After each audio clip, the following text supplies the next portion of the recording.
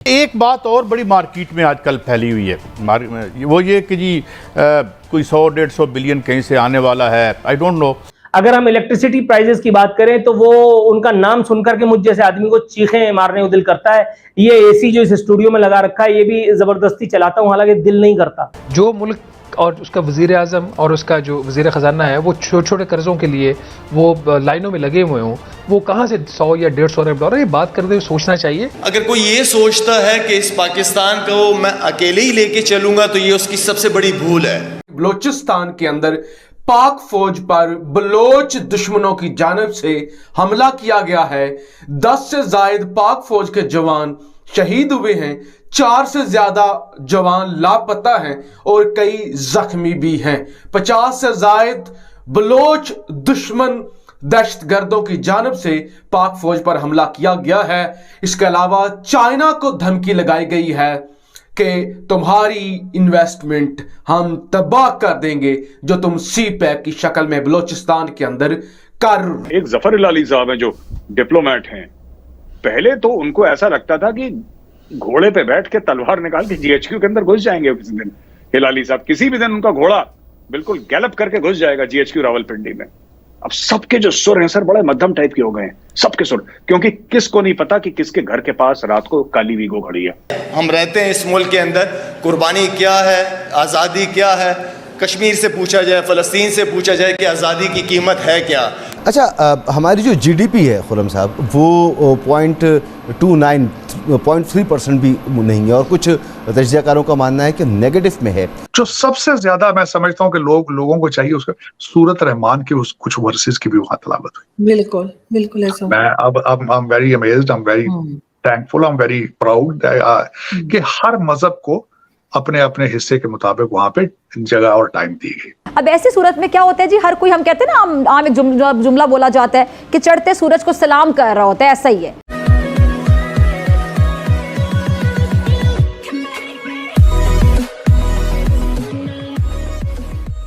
नमस्कार दोस्तों, अब यहाँ पर दरअसल बात हो रही है कि भाई पाकिस्तानी अगर मान लीजिए बाहर जाते हैं, बाहर इन द सेंस कि यूएस जाएंगे, यूके जाएंगे, तो खुद को भी इंडियंस बताते हैं। क्योंकि देखिए इंडिया और पाकिस्तान के लोगों में डिफ्रेंशिएट करना मुश्किल होता है कि कौन इंडियन है कौन पाकिस्तानी है।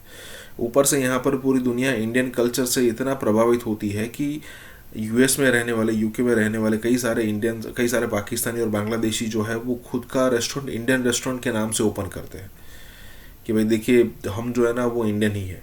लेकिन अगर आप थोड़ा डिटेल में चेक करोगे तो आपको पता चल जाएगा कि भाई ये कोई इंडियन नहीं है, ये पाकिस्तानी या फिर बांग्लादेशी है। मतलब इंडिया का नाम यूज़ करते हैं। मतलब जहाँ पर लगेगा कि भाई गाली देनी है उनको तो गाली देंगे, और जहाँ पर लगेगा कि भाई हमें उनका इस्तेमाल करना है तो इस्तेमाल करेंगे। मतलब ये यही बात हो गई कि जब तक छोटी माइक्रो माइनॉरिटी में रहते हैं तब तक के लिए सब कुछ अच्छा है, लेकिन जैसे 25, 30, 35% की पॉपुलेशन हो जाती है फिर वो अपना असली रंग दिखाना शुरू करते हैं। तो यहाँ पर यही बात हो रही है। इसी के साथ ही वीडियो शुरू करते हैं। और हाँ दोस्तों, सुपर थैंक्स के जरिए हमारी मदद करना ना भूले। That will take India to the next level।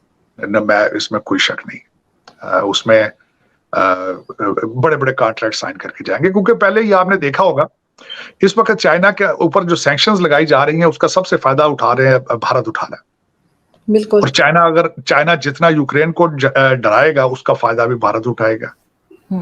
और इस वक्त वो कहते हैं ना कि this is the era for India. I tell you this, मेरी ख्वाहिश होती है कभी पाकिस्तान भी उस लेवल पे होता, कोई डिजिटल पाकिस्तान की बात करता। देखिए कैसा हो सर, हो सकता है कभी हो जाए फ्यूचर में, अगर कुछ थोड़ी बहुत अक्ल आ जाए इनको तो। लेकिन आरजू देखें, मैंने हमेशा ये कहता हूं कि जितना आपको भारत के साथ रिलेशनशिप ठीक करके डिफेंस का बजट कम करके तो वही आम पाकिस्तानी की तरक्की पे लगाना होगा, तब तक आप तरक्की नहीं कर सकेंगे। यही एक वजह है। और उसके बाद एक ट्रेड खोलें, बॉर्डर सॉफ्ट करें भारत के साथ। इसके ये this is part of your national interest. शर्तें ना रखे ना सर, इनकी शर्तें कोई नहीं सुनेगा सर, ये जो शर्तें लगा देते हैं बल्कि मैं यही एक और बात है। शंघाई ट्रिप ना, अपना जापान ट्रिप के दौरान मोदी जी ने स्टेटमेंट दी थी कि he wants to have a better relationship with Pakistan. जवाब नहीं दिया किसी ने उसका। उसमें आके फिर मैं क्या कहूं, यही तो मेरा अलमिया है। ये अपने अंदर के मसाइल में या तो बहुत ज्यादा एंगेज हैं या फिर पता नहीं इनका क्या सोचे हैं किस डायरेक्शन में जाना चाहते हैं, या फिर चाइनीज को नाराज नहीं करना चाहते। उसकी वजह यह है कि इस वक्त सिर्फ चाइना आपको पैसे दे रहा है तो आप दिन गुजार रहे हैं।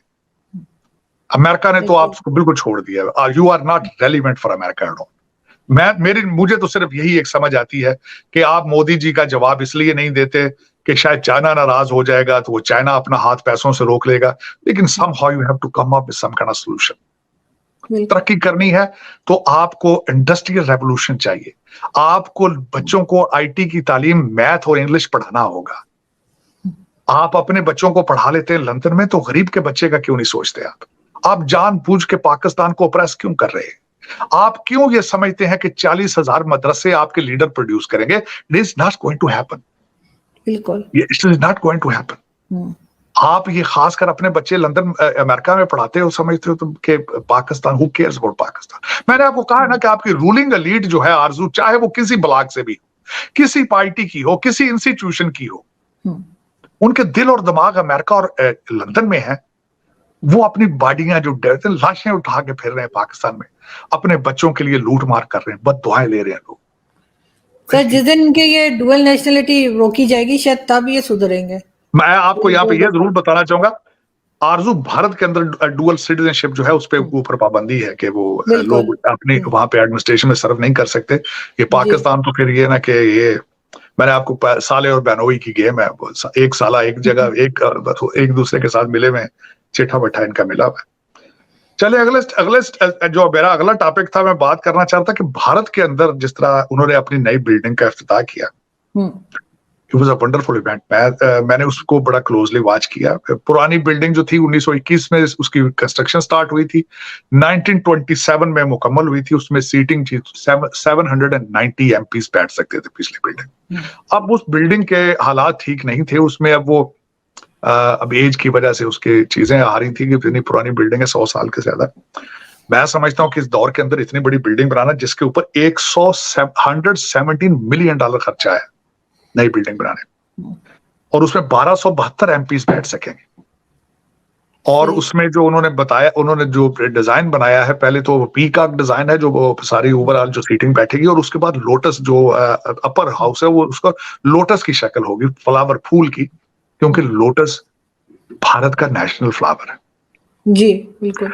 अब उसमें मैं समझता हूँ बड़ा क्रिटिसाइज किया गया उसको। राहुल गांधी ने कहा कि ये लग रहा था जिस तरह मोदी जी की ताजपोशी हो रही है। अपोजिशन ने उसका बायकॉट किया। फिर वहां पे वो होली सेनेगल, क्या उसको शायद मैं गलत उसको बोल रहा हूँ, लेकिन वो जो उन्होंने सोने का वो बना हुआ था उसका, वो उसको वहां किया, और वहां पे काफी पुजारी, हिंदू पुजारी बुलाए गए, बहुत सारा अपना उन्होंने इबादत की। जो सबसे ज्यादा मैं समझता हूँ कि लोगों को चाहिए उसका सूरत रहमान की कुछ वर्सेस की भी वहां तलावत हुई। बिल्कुल बिल्कुल ऐसा। मैं अब I am very amazed, I am very thankful, I am very proud कि हर मजहब को अपने अपने हिस्से के मुताबिक वहां पे जगह और टाइम दी गई। इट इज वंडरफुल जो है। और मैं यहाँ पे ये बताऊंगा कि वो जो होली सेनेगल जो जिसको वो बल्कि मैंने उसका हिंदी में भी नाम पढ़ा, मुझे भूल गया वो जवाहरलाल जो नेहरू थे, उनको भी अगस्त 14 1947 में जो हिंदू पुजारी थे उन्होंने दी थी। यही कि उसको वो basically symbolise to serve India better and serve people and justification. सबसे ज्यादा जो इस वक्त अपोजिशन और लोग जो कर रहे थे कि it was a birthday of VD Savarkar, जो कि हिंदू नेशनलिस्ट थे और बीजेपी सिंपथाइजर थे। सबसे ज्यादा एलिगेशन ये लगाया जा रहा है कि why it was picked up that day, कि उस दिन को उसको इनाग्रेट किया जाए। और फिर वो एक और इतराज ये करते हैं कि द्रौपदी मुर्मू जो कि सदर हैं भारत की, उनको क्यों नहीं कहा गया कि इसका इफ्तिताह किया जाए। That comes under her portfolio to have this ceremony, opening ceremony. लेकिन फिर वो जिस तरह बात होती है कि जब भी आप बात करते हैं हर एक को खुश तो नहीं कर सकते, लेकिन वंडरफुल, मैं समझता हूँ वंडरफुल इवेंट था हमारे लिए, मेरे लिए भी खासकर इसलिए था कि सब मजहबों को वहां पे उस पे, ताकि किसी को इतराज ना रहे, और the whole world watched it. Modi ji का मैं एक खासकर लफ्ज इस्तेमाल करता हूँ जो मुझे बड़ा याद है, उन्होंने वो लेट के इबादत की। मैं अक्सर अपने दोस्तों को कहता हूँ दंडवत प्रणाम। मेरे दोस्त ने मुझे किसी ख्याल से सिखाया था कि वो लेट के दंडवत प्रणाम करना किसी को, तो वो उसी तरह से उन्होंने वहां पे अपनी रिलीजियस सेरेमनी की। लेकिन it was a good gesture. It was, मैं समझता हूँ कि the Musliman, the Indian Muslims, they should be proud of it. They were given a proper respect.